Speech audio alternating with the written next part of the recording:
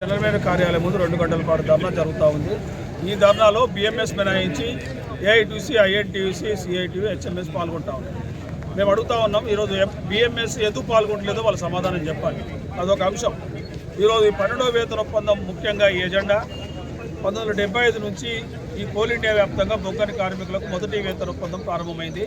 మొదటిసారిగా 3 సార్లు 3 సంవత్సరాలు, ఒకసారి 4వ సంవత్సరం 1991 నుంచి 5 సంవత్సరాలుగా వేజ్ బోర్డు కొనసాగుతూ 11 వేతన ఒప్పందాలు కంప్లీట్ అయిపోయినాయి. జూన్ 30 వరకు. జూలై 1 నుంచి 12వ వేతన ఒప్పందం ప్రారంభం కావాలి.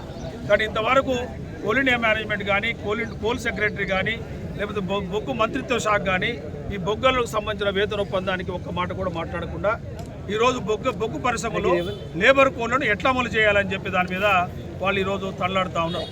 అందుకనే 5 జాతీయ కార్మిక సంఘాలు అక్కడ కొట్లాడినాయి. ఈరోజు సింగరేణి, బొగ్గని, అదేవిధంగా కోల్ ఇండియా వ్యాప్తంగా ధర్నాలు జరుగుతూ ఉన్నాయి. ఇట్లా కూడా పరిష్కారం కాకపోతే సెప్టెంబర్ 12న రాంచీలో అన్ని కార్మిక సంఘాల తరఫున సదస్సు జరగబోతూ ఉంది. అందులో బిఎంఎస్ను కూడా రావడానికి మిగతా కార్మిక సంఘాలు ప్రయత్నం చేస్తూ ఉన్నాయి. ఎందుకంటే 5 కార్మిక సంఘాలు ఉమ్మడి కొట్లాడితే ప్రయోజనం ఉంటుందని. ఒకవేళ కనుక ఈ పరిష్కారం కాకపోతే ఎట్లయితే విద్యార్థులు ఈ యొక్క భారతదేశ వ్యాప్తంగా కొట్లాడి ఈరోజు విద్యాశాఖ మంత్రి రాజీనామా చేసి వాళ్ళు సాధించుకున్నారో నీట్ పేపర్ విషయంలో, అట్లనే విధంగా కోల్ కార్మికులు మిగతా కార్మిక వర్గాన్ని కలుపుకొని భారతదేశ వ్యాప్తంగా ఓ పోరాటానికి రూపకల్పన చేయాలి.